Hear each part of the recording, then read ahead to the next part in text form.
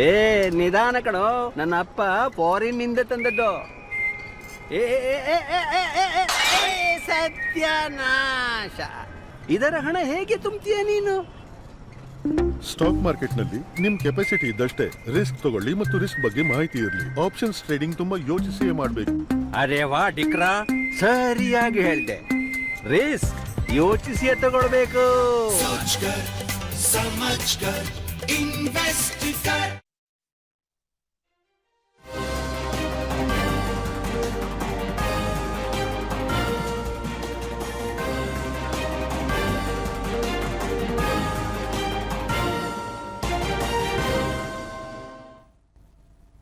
ನಮಸ್ಕಾರ. ಮುಖ್ಯಾಂಶಗಳು.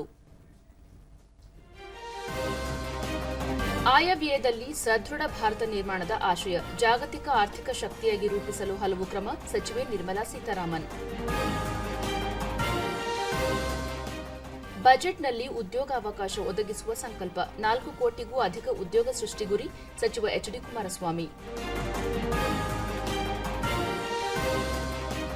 ರೈಲ್ವೆ ಇಲಾಖೆಗೆ ಹೆಚ್ಚಿನ ಅನುದಾನ, ಹೊಸ ಯೋಜನೆಗಳಿಗೆ ಆದ್ಯತೆ, ಸಚಿವ ವಿ ಸೋಮಣ್ಣ.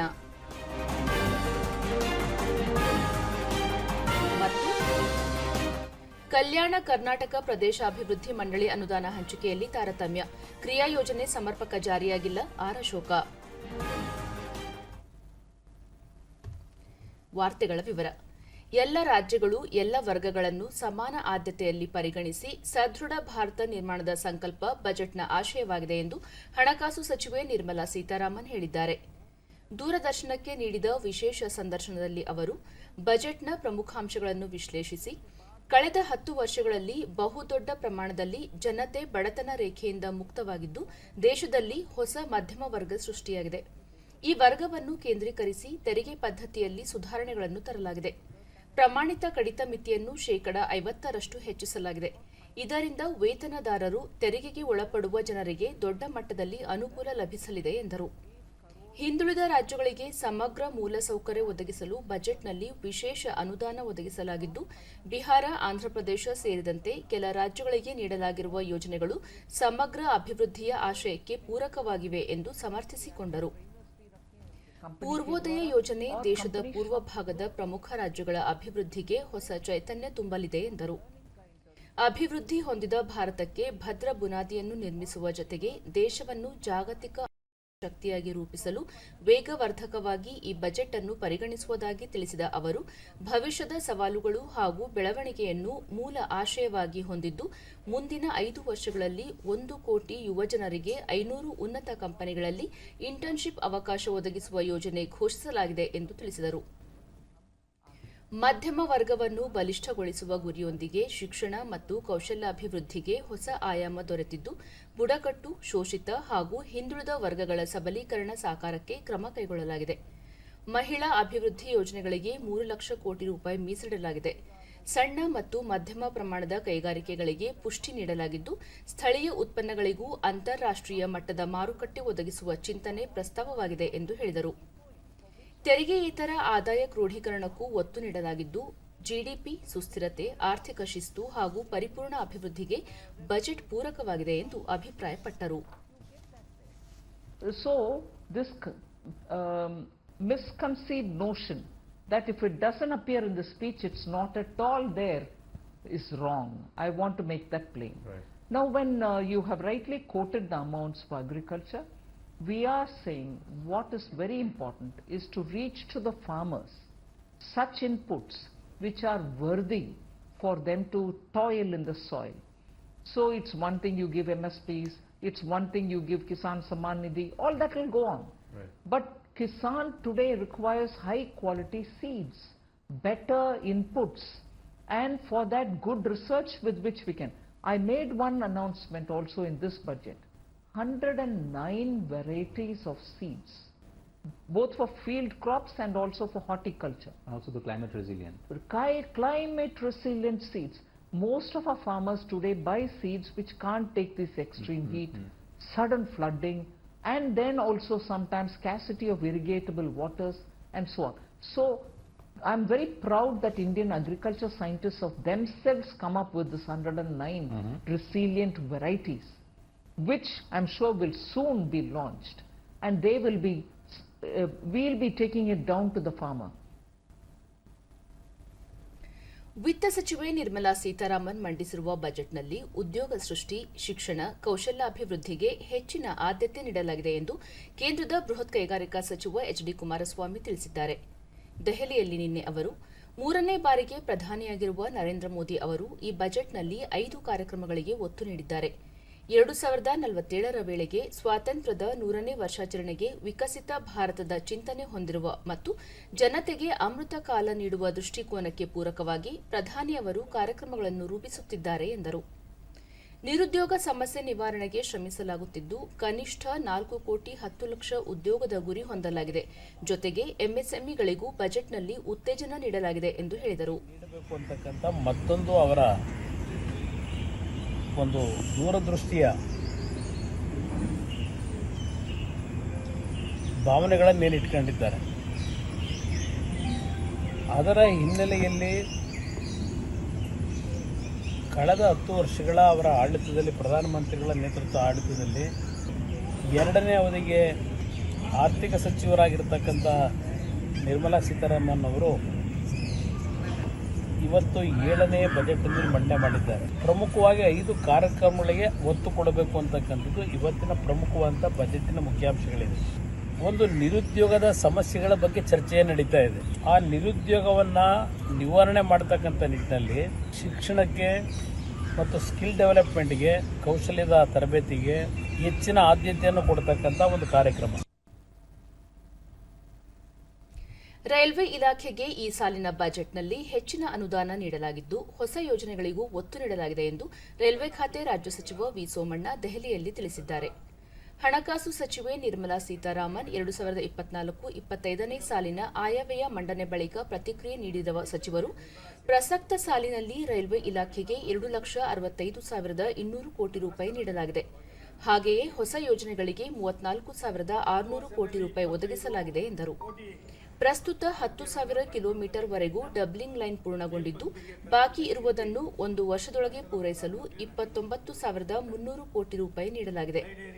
ಅದೇ ರೀತಿ ವಿದ್ಯುದೀಕರಣಗೊಳಿಸುವುದು ಕೂಡ ಬಹುತೇಕ ಪೂರ್ಣಗೊಂಡಿದ್ದು, 6,470 ಕೋಟಿ ರೂಪಾಯಿ ನೀಡಲಾಗಿದೆ.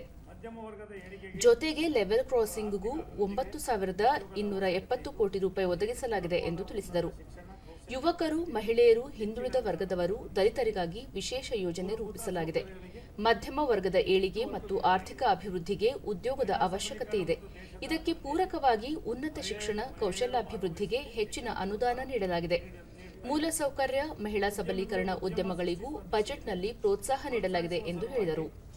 ಇಪಿಎಫ್ ದೇಣಿಗೆ ರಿಯಾಯಿತಿ ಮೂಲಕ ಪ್ರೋತ್ಸಾಹ ನೀಡಲಾಗಿದೆ. ಈಗಾಗಲೇ ಅತ್ಯಂತ ಸಫಲ ಯೋಜನೆಗಳಾದ ಪ್ರಧಾನಮಂತ್ರಿ ಗರೀಬ್ ಕಲ್ಯಾಣ ಅನ್ನ ಯೋಜನೆ, ಆವಾಸ್ ಯೋಜನೆ ಮತ್ತು ಕೃಷಿ ಇಲಾಖೆಯ ಹೆಚ್ಚಿನ ಒತ್ತನ್ನು ನೀಡಲಾಗಿದೆ. ನಾನು ಪ್ರಧಾನಿಗಳಿಗೆ ಅಭಿನಂದಿಸ್ತಕ್ಕಂಥದ್ದು, ಅನ್ನಭಾಗ್ಯ ಯೋಜನೆಯನ್ನು ಮತ್ತೆ 5 ವರ್ಷಗಳ ಕಾಲ ಅದನ್ನು 80 ಕೋಟಿ ಕುಟುಂಬಗಳಿಗೆ ಇವತ್ತು ಒತ್ತನ್ನು ನೀಡಿದ್ದಾರೆ. ಕೇಂದ್ರ ಬಜೆಟ್ನಲ್ಲಿ ರಾಜ್ಯದ ಬೇಡಿಕೆಗಳಿಗೆ ಮನ್ನಣೆ ದೊರೆತಿಲ್ಲ ಎಂದು ಮುಖ್ಯಮಂತ್ರಿ ಸಿದ್ದರಾಮಯ್ಯ ತಿಳಿಸಿದ್ದಾರೆ. ಬೆಂಗಳೂರಿನಲ್ಲಿ ನಿನ್ನೆ ಸುದ್ದಿಗಾರರೊಂದಿಗೆ ಅವರು, ಎನ್ಡಿಎ ಮಿತ್ರ ಪಕ್ಷಗಳ ರಾಜ್ಯಗಳಿಗೆ ಹೆಚ್ಚಿನ ಅನುದಾನ ಕಲ್ಪಿಸಲಾಗಿದೆ. ಬಜೆಟ್ ಪೂರ್ವ ಸಭೆಯಲ್ಲಿ ರಾಜ್ಯ ಸರ್ಕಾರ ಹಲವು ಮನವಿಗಳನ್ನು ಕೇಂದ್ರ ಹಣಕಾಸು ಸಚಿವಾಲಯಕ್ಕೆ ಒದಗಿಸಿತ್ತು. ಆದರೆ ಇದಕ್ಕೆ ಸೂಕ್ತ ಸ್ಪಂದನೆ ವ್ಯಕ್ತವಾಗಿಲ್ಲ ಎಂದರು. ಮಹದಾಯಿ ಯೋಜನೆ, ಮೇಕೆದಾಟು, ಕೃಷ್ಣ ಮೇಲ್ದಂಡೆ ಯೋಜನೆಗಳಿಗೆ ಬಜೆಟ್ನಲ್ಲಿ ಪ್ರಸ್ತಾಪವಾಗಿಲ್ಲ. ಬೆಂಗಳೂರು ನಗರಾಭಿವೃದ್ಧಿ ಯೋಜನೆಗಳಿಗೆ 11,485 ಕೋಟಿ ರೂಪಾಯಿ ಅನುದಾನವನ್ನು ಕೋರಲಾಗಿತ್ತು. ಜೊತೆಗೆ ರಾಯಚೂರಿನಲ್ಲಿ ಏಮ್ಸ್ ಸ್ಥಾಪನೆಗೆ ಬೇಡಿಕೆ ಸಲ್ಲಿಸಲಾಗಿತ್ತು ಎಂದು ತಿಳಿಸಿದರು. ಸುದ್ದಿಗಾರರ ಪ್ರಶ್ನೆಯೊಂದಕ್ಕೆ ಉತ್ತರಿಸಿದ ಅವರು, ಆಗಸ್ಟ್ 28ರಂದು ರಾಜ್ಯಕ್ಕೆ 16ನೇ ಹಣಕಾಸು ಆಯೋಗ ಭೇಟಿ ನೀಡಲಿದೆ. ಈ ಸಂದರ್ಭದಲ್ಲಿ ರಾಜ್ಯಕ್ಕೆ ಅಗತ್ಯವಿರುವ ಅಂಶಗಳನ್ನು ಸಮರ್ಪಕವಾಗಿ ಮಂಡಿಸಲು ಕ್ರಮ ಕೈಗೊಳ್ಳಲಾಗುತ್ತಿದೆ ಎಂದು ಮಾಹಿತಿ ನೀಡಿದರು. ದೊಡ್ಡ ಅನ್ಯಾಯ ಮಾಡಿದ್ದಾರೆ. ಆಮೇಲೆ ಬಜೆಟ್ನಲ್ಲಿ ಪೆರಿಫೆರಲ್ ರಿಂಗ್ ರೋಡ್ಗೆ ಮತ್ತು ವಾಟರ್ ಬಾಡೀಸ್ ಡೆವಲಪ್ಮೆಂಟ್ಗೆ 6,000 ಕೋಟಿ ಕೊಡ್ತೀವಿ ಅಂತ ಹೇಳಿದ್ರು. ಅದನ್ನು ಕೂಡ ಕೊಡಲಿಲ್ಲ.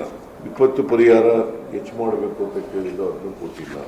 ಆಮೇಲೆ ಅಪ್ಪರ್ ಭದ್ರಾಕಕ್ಕೆ ಅವರೇ ಬಜೆಟ್ನಲ್ಲಿ ಘೋಷಣೆ ಮಾಡಿದ್ರು, 5,300 ಕೋಟಿ ಅದು ಕೊಡಲಿಲ್ಲ, ಅದು ಕೊಡಬೇಕು ಅಂತ ಕೇಳ್ಕೊಂಡಿದ್ದು ನಾವು.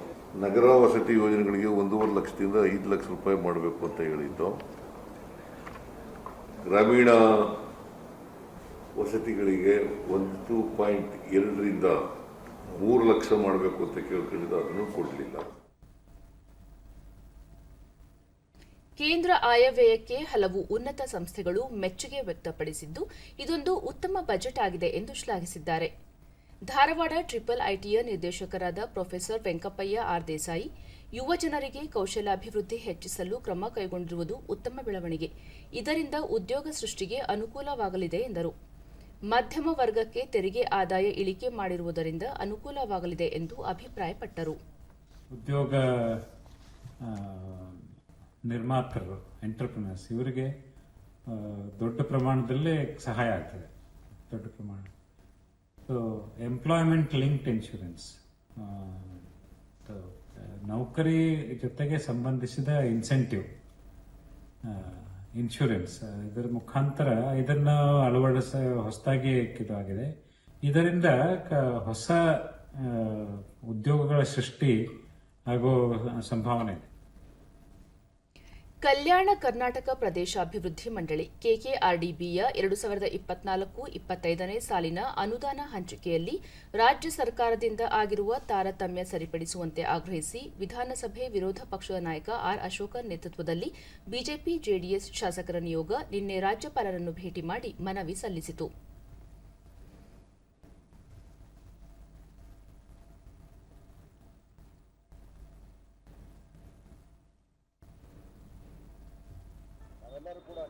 ಬಳಿಕ ಸುದ್ದಿಗಾರರೊಂದಿಗೆ ಆರ್ ಅಶೋಕ, ಪ್ರಸಕ್ತ ವರ್ಷ ಕೆಕೆಆರ್ಡಿಬಿಗೆ 5,000 ಕೋಟಿ ರೂಪಾಯಿ ಅಭಿವೃದ್ಧಿ ಕಾರ್ಯಗಳಿಗೆ ಮೀಸಲಿಡಲಾಗಿದೆ.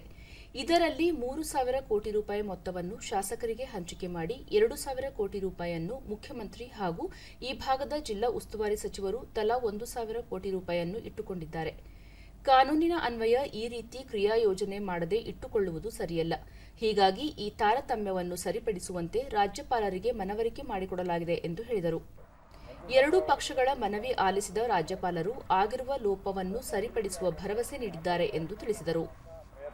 ಕಾಂಗ್ರೆಸ್ ಸರ್ಕಾರ ಮಾಡುತ್ತೆ, ಇದನ್ನು ನಾವು ಖಂಡಿಸ್ತೀವಿ. ನ್ಯಾಯ ದೊರಕಿಸಿಕೊಡಬೇಕು ಅಂತ ಗೌರವಾನ್ವಿತ ರಾಜ್ಯಪಾಲರಿಗೆ ಅಲ್ಲಿ ಮಾಡಿದಂತ ಒಂದು ಸಮಿತಿನಲ್ಲಿ ಎಲ್ಲ ಪಕ್ಷ ಜೆಡಿಎಸ್ ಶಾಸಕಾಂಗ ಪಕ್ಷದ ನಾಯಕ ಸುರೇಶ್ ಬಾಬು, ಕಲ್ಯಾಣ ಕರ್ನಾಟಕ ಭಾಗದ ಶಾಸಕರ ಅಭಿವೃದ್ಧಿಗಾಗಿ ಮಂಡಳಿ ಸ್ಥಾಪಿಸಲಾಗಿದೆ.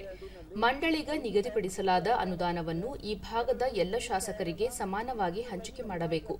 ಆದರೆ ತಾರತಮ್ಯ ಮಾಡಲಾಗುತ್ತಿದೆ. ಇದನ್ನು ಸರಿಪಡಿಸುವಂತೆ ರಾಜ್ಯಪಾಲರಿಗೆ ಮನವಿ ಮಾಡಲಾಗಿದೆ ಎಂದರು. ಕೋಟಿ ಹಣವನ್ನ ಅಬಯನ್ಸಲ್ಲಿ ಹಂಗೆ ಇಟ್ಕೊಂಡಿದ್ದಾರೆ. ಯಾಕೆ ಹಿಂಗೆ ಇಟ್ಕೊಂಡಿದ್ದಾರೆ? ಸನ್ಮಾನ್ಯ ಮುಖ್ಯಮಂತ್ರಿಗಳು ಮತ್ತು ಅಲ್ಲಿಯ ಎಲ್ಲ ಉಸ್ತುವಾರಿ ಸಚಿವರು. ರಾಮನಗರದಲ್ಲಿ ನಿನ್ನೆ ರಾತ್ರಿ ನಡೆದ ತಾಯಿ ಚಾಮುಂಡೇಶ್ವರಿ ಕರಗ ಉತ್ಸವದಲ್ಲಿ ಭಾಗಿಯಾಗಿದ್ದ ಮುಖ್ಯಮಂತ್ರಿ ಸಿದ್ದರಾಮಯ್ಯ ದೇವಸ್ಥಾನಕ್ಕೆ ಭೇಟಿ ನೀಡಿ ಪೂಜೆ ಸಲ್ಲಿಸಿದರು. ನಂತರ ವೇದಿಕೆ ಕಾರ್ಯಕ್ರಮವನ್ನು ಅವರು ಉದ್ಘಾಟಿಸಿದರು. ಈ ಸಂದರ್ಭದಲ್ಲಿ ಶಾಸಕರಾದ ಇಕ್ಬಾಲ್ ಹುಸೇನ್, ಬಾಲಕೃಷ್ಣ, ಮಾಜಿ ಸಂಸದ ಡಿಕೆ ಸುರೇಶ್ ಮತ್ತಿತರ ಮುಖಂಡರು ಉಪಸ್ಥಿತರಿದ್ದರು. ಬಳಿಕ ಮುಖ್ಯಮಂತ್ರಿ ತಾಯಿ ಚಾಮುಂಡೇಶ್ವರಿ ಆಶೀರ್ವಾದದಿಂದ ರಾಜ್ಯದಲ್ಲಿ ಒಳ್ಳೆಯ ಮಳೆಯಾಗಿ ಜಲಾಶಯಗಳು ಭರ್ತಿಯಾಗಿವೆ. ಈ ಬಾರಿ ಪ್ರಕೃತಿ ನಮ್ಮ ಪರವಾಗಿದ್ದು ಮಳೆ ರಾಜ್ಯದ ರೈತರಿಗೆ ಹೆಚ್ಚು ಖುಷಿ ತಂದಿದೆ ಎಂದು ಹೇಳಿದರು. ರಾಮನಗರ ಜಿಲ್ಲೆಯ ಅಭಿವೃದ್ಧಿಗೆ ಅಗತ್ಯ ಅನುದಾನ ಒದಗಿಸಲು ಬದ್ಧನಾಗಿದ್ದೇನೆ. ರಾಜ್ಯದ 7.5 ಕೋಟಿ ಜನರ ಅಭಿವೃದ್ಧಿ ನನ್ನ ಗುರಿಯಾಗಿದೆ ಎಂದರು.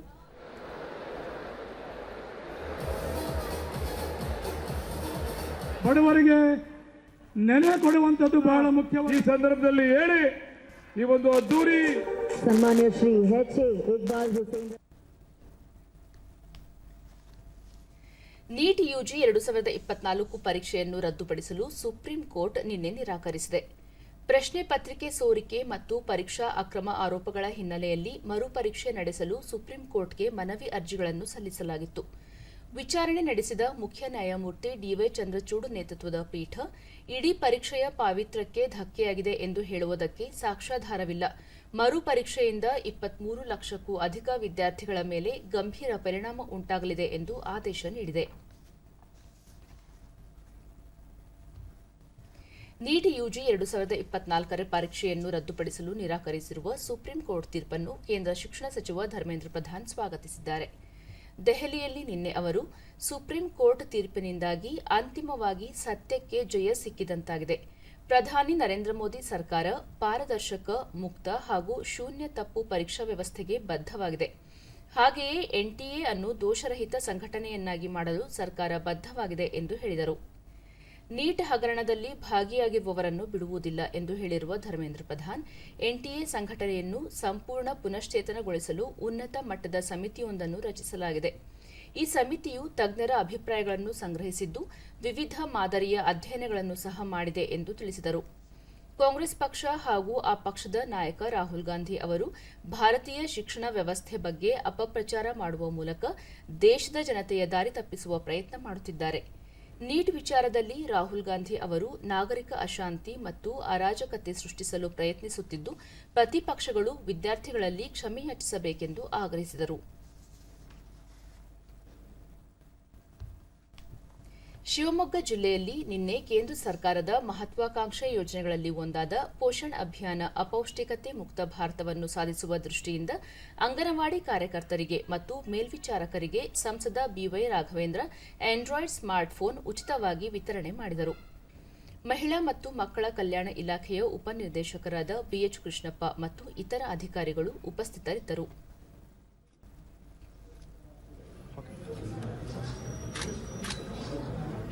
ಮೂಲಕ ಏನು ನಮ್ಮ ಅವ್ರಿಗೆ ಕೊಡಿ ಸರ್.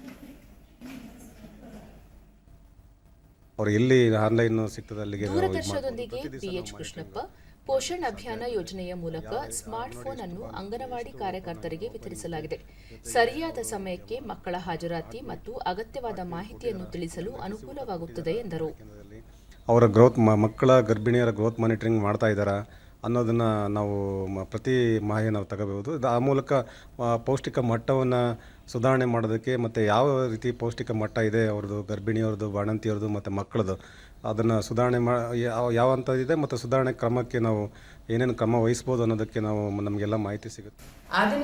ಅಂಗನವಾಡಿ ಕಾರ್ಯಕರ್ತೆ ಮಧು, ಗುಡ್ಡಗಾಡು ಪ್ರದೇಶದಲ್ಲಿ ಇರುವ ಅಂಗನವಾಡಿ ಕಾರ್ಯಕರ್ತರಿಗೆ ಶೀಘ್ರದಲ್ಲಿ ಮಾಹಿತಿಯನ್ನು ತಿಳಿಸಲು ಮೊಬೈಲ್ನಿಂದ ಸಹಕಾರಿಯಾಗಿದೆ ಎಂದರು. ಸರ್ಕಾರ ಅದರಿಂದ ಮಕ್ಕಳ ದಾಖಲಾತಿಯನ್ನು ಕೂಡ ಅದರಲ್ಲೇ ಎಂಟ್ರಿ ಮಾಡ್ತಾ ಇರೋದ್ರಿಂದ ದಾಖಲಾತಿಯು ಕೂಡ ಪ್ರಬಲ ಆಗ್ತಾ ಇದೆ. ಜೊತೆಗೆ ಪೌಷ್ಟಿಕಾಂಶ ಪೂರಿತವಾದ ಆಹಾರ ಕೊಡ್ತಿರೋದ್ರಿಂದ ಮಕ್ಕಳ ಆರೋಗ್ಯವೂ ಕೂಡ ಸದೃಢಗೊಳ್ತಾ ಇದೆ. ಅಂಗನವಾಡಿ ಶಿಕ್ಷಕಿ ಮಧುಮಾಲತಿ, ಮೊಬೈಲ್ ಪೋಷಣ್ ಟ್ರ್ಯಾಕರ್ ಆ್ಯಪ್ನಲ್ಲಿ ಮಕ್ಕಳ ಪೌಷ್ಟಿಕ ಬೆಳವಣಿಗೆಯನ್ನು ತಿಳಿಸಲು ಅನುಕೂಲವಾಗಿದೆ ಎಂದರು. ಎಲ್ಲದನ್ನು ನಿಗದಿತ ಸಮಯದಲ್ಲಿ ದಾಖಲೆ ಮಾಡೋದಕ್ಕೆ ಅನುಕೂಲ ಆಗ್ತಾ ಇದೆ. ಎಲ್ಲ ಗರ್ಭಿಣಿ ಬಾಣಂತಿಯರಿಗೆ ಅವ್ರಿಗೆ ಏನು ತಲುಪಬೇಕೋ ಮಾಹಿತಿ ಕೂಡ ನಾವು ಮೊಬೈಲ್ ಲಿಂಕ್ ಮಾಡಿರೋದ್ರಿಂದ ಅವರಿಗೂ ಕೂಡ ನಿಗದಿತ ಸಮಯದಲ್ಲಿ ಎಲ್ಲ ಮಾಹಿತಿ ತಲುಪಲಿಕ್ಕೆ ಸಹಾಯ ಆಗ್ತಿದೆ. ಇದರಿಂದ ತುಂಬಾ ಅನುಕೂಲ ಆಗಿದೆ. ನಮಗೆ ಮೊಬೈಲ್ ಕೊಟ್ಟಿರೋದ್ರಿಂದ ನಮ್ಮ ಕೆಲಸ ಕೂಡ ಈಸಿ ಆಗಿದೆ. ಸ್ವಲ್ಪ ಮಲೆನಾಡು ವ್ಯಾಪ್ತಿ ಇನ್ನೋರ್ವ ಅಂಗನವಾಡಿ ಕಾರ್ಯಕರ್ತೆ ರೇಖಾ, ಮಲೆನಾಡಿನಲ್ಲಿರುವ ಅಂಗನವಾಡಿ ಕಾರ್ಯಕರ್ತೆಯರಿಗೆ ಸರ್ಕಾರ ಉಚಿತವಾಗಿ ನೀಡಿರುವ ಈ ಮೊಬೈಲ್ ಫೋನ್ನಿಂದ ಮಕ್ಕಳ ಬಗ್ಗೆ ಪ್ರತಿನಿತ್ಯ ಮಾಹಿತಿಯನ್ನು ತಿಳಿಸಲು ಅನುಕೂಲವಾಗಿದೆ ಎಂದರು. ನಾವು ತಕ್ಷಣವೇ ತಿಳಿಸಲು ತುಂಬಾ ಅನುಕೂಲವಾಗಿದೆ. ಮಲೆನಾಡಿನಂತಹ ಪ್ರದೇಶದಲ್ಲಿ ಆಧುನಿಕ ತಂತ್ರಜ್ಞಾನ ಇರುವುದರಿಂದ ಕೆಲಸ ಮಾಡಲು ತುಂಬಾ ಸುಲಭವಾಗಿರುತ್ತದೆ ಎಂದು ಹೇಳಲು ಇಚ್ಛಿಸುತ್ತೇನೆ. ಕನ್ನಡ ಅಭಿವೃದ್ಧಿ ಪ್ರಾಧಿಕಾರ, ಶಾಸ್ತ್ರೀಯ ಕನ್ನಡ ಅತ್ಯುನ್ನತ ಅಧ್ಯಯನ ಕೇಂದ್ರ, ಮೈಸೂರಿನ ಭಾರತೀಯ ಭಾಷಾ ಸಂಸ್ಥಾನ, ಶಾಲಾ ಶಿಕ್ಷಣ ಇಲಾಖೆ ಮತ್ತು ಜಿಲ್ಲಾ ಕನ್ನಡ ಸಾಹಿತ್ಯ ಪರಿಷತ್ತು ಸಹಯೋಗದೊಂದಿಗೆ 4 ದಿನಗಳ ಶಾಸ್ತ್ರೀಯ ಕನ್ನಡ ಪಠ್ಯಗಳ ಓದು ಮತ್ತು ಅರ್ಥೈಸುವಿಕೆ ಕುರಿತ ತರಬೇತಿ ಶಿಬಿರ ಹಾಸನದಲ್ಲಿ ಆಯೋಜಿಸಲಾಗಿದೆ. ಕನ್ನಡ ಅಭಿವೃದ್ಧಿ ಪ್ರಾಧಿಕಾರದ ಅಧ್ಯಕ್ಷ ಪ್ರೊಫೆಸರ್ ಪುರುಷೋತ್ತಮ್ ಬಿಳಿಮಲೆ, ಹಾಸನ ಜಿಲ್ಲಾ ಕನ್ನಡ ಸಾಹಿತ್ಯ ಪರಿಷತ್ ಅಧ್ಯಕ್ಷ ಮಲ್ಲೇಶ್ ಗೌಡ ಮತ್ತು ಹಾಸನ ಜಿಲ್ಲೆಯ ಪ್ರೌಢಶಾಲಾ ಕನ್ನಡ ಶಿಕ್ಷಕರು ಕಾರ್ಯಾಗಾರದಲ್ಲಿ ಭಾಗವಹಿಸಿದ್ದರು.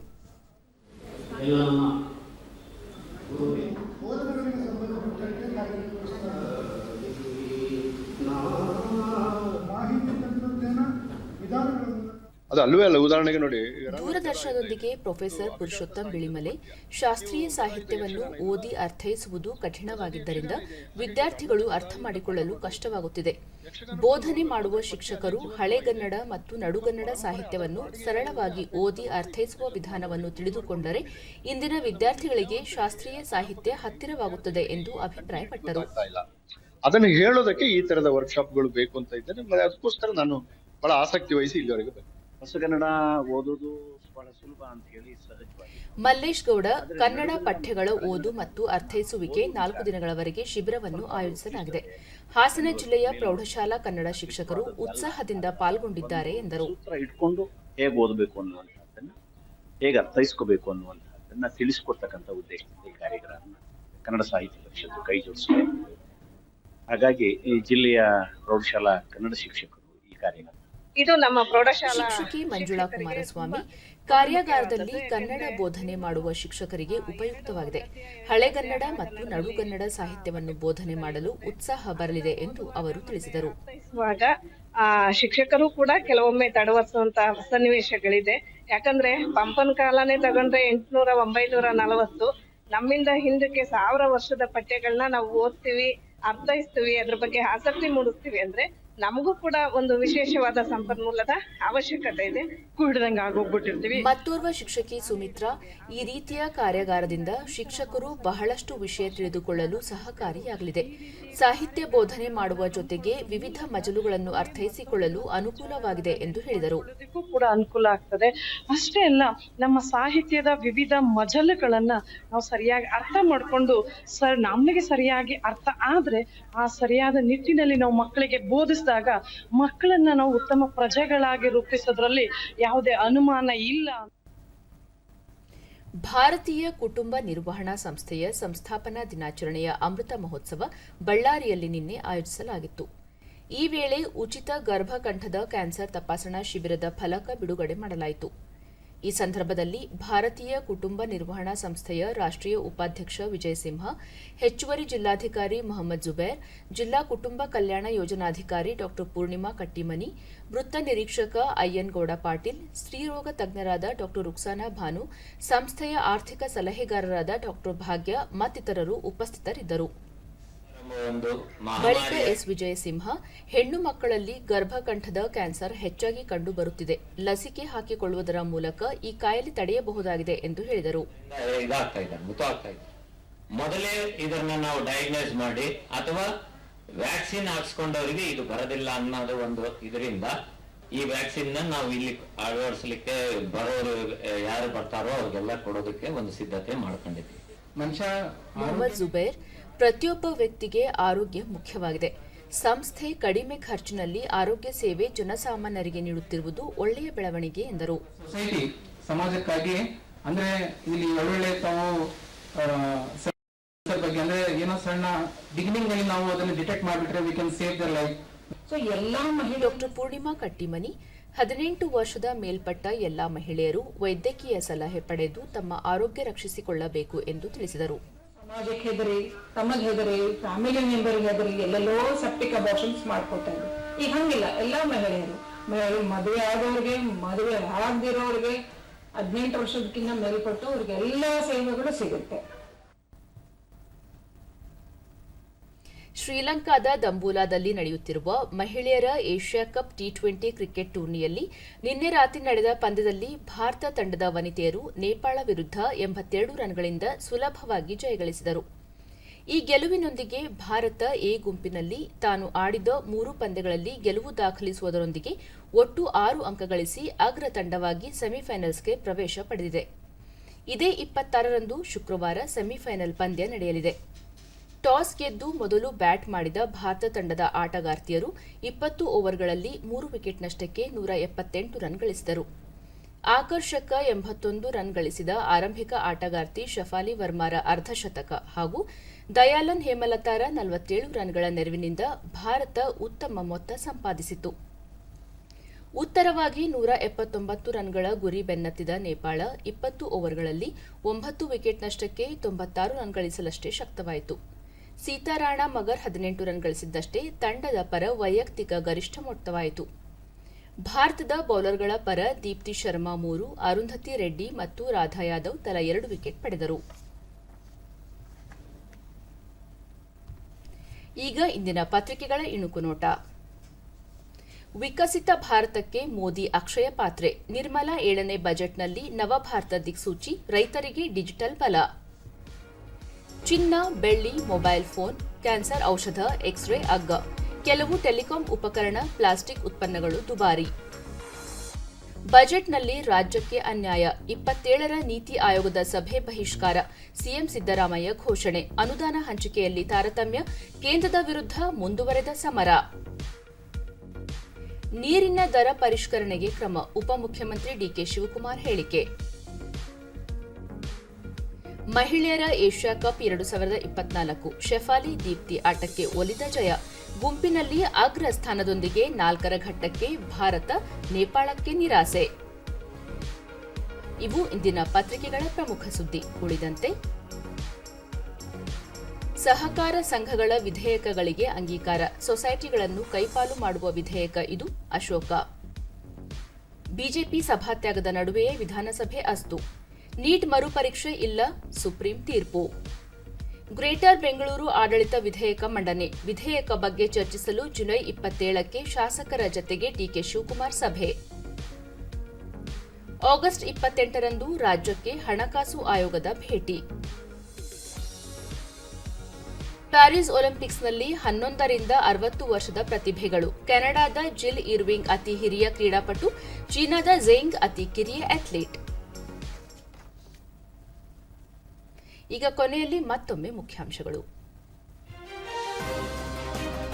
ಆಯವ್ಯಯದಲ್ಲಿ ಸದೃಢ ಭಾರತ ನಿರ್ಮಾಣದ ಆಶಯ, ಜಾಗತಿಕ ಆರ್ಥಿಕ ಶಕ್ತಿಯಾಗಿ ರೂಪಿಸಲು ಹಲವು ಕ್ರಮ, ಸಚಿವೆ ನಿರ್ಮಲಾ ಸೀತಾರಾಮನ್. ಬಜೆಟ್ನಲ್ಲಿ ಉದ್ಯೋಗಾವಕಾಶ ಒದಗಿಸುವ ಸಂಕಲ್ಪ, 4 ಕೋಟಿಗೂ ಅಧಿಕ ಉದ್ಯೋಗ ಸೃಷ್ಟಿ ಗುರಿ, ಸಚಿವ ಎಚ್ಡಿ ಕುಮಾರಸ್ವಾಮಿ. ರೈಲ್ವೆ ಇಲಾಖೆಗೆ ಹೆಚ್ಚಿನ ಅನುದಾನ, ಹೊಸ ಯೋಜನೆಗಳಿಗೆ ಆದ್ಯತೆ, ಸಚಿವ ವಿ ಸೋಮಣ್ಣ. ಮತ್ತು ಕಲ್ಯಾಣ ಕರ್ನಾಟಕ ಪ್ರದೇಶಾಭಿವೃದ್ಧಿ ಮಂಡಳಿ ಅನುದಾನ ಹಂಚಿಕೆಯಲ್ಲಿ ತಾರತಮ್ಯ, ಕ್ರಿಯಾ ಯೋಜನೆ ಸಮರ್ಪಕ ಜಾರಿಯಾಗಿಲ್ಲ, ಆರ್ ಅಶೋಕ. ವೀಕ್ಷಕರೇ, ನಮ್ಮ ವಾರ್ತಾ ಪ್ರಸಾರವನ್ನು ನೀವು ಡಿಡಿ ಚಂದನ ನ್ಯೂಸ್ ಯೂಟ್ಯೂಬ್, ಎಕ್ಸ್ ಖಾತೆ, ಫೇಸ್ಬುಕ್ ಹಾಗೂ ಇನ್ಸ್ಟಾಗ್ರಾಂನಲ್ಲೂ ವೀಕ್ಷಿಸಬಹುದು. ನಮ್ಮ ಮುಂದಿನ ವಾರ್ತಾ ಪ್ರಸಾರ ಬೆಳಗ್ಗೆ 11 ಗಂಟೆಗೆ. ನಮಸ್ಕಾರ.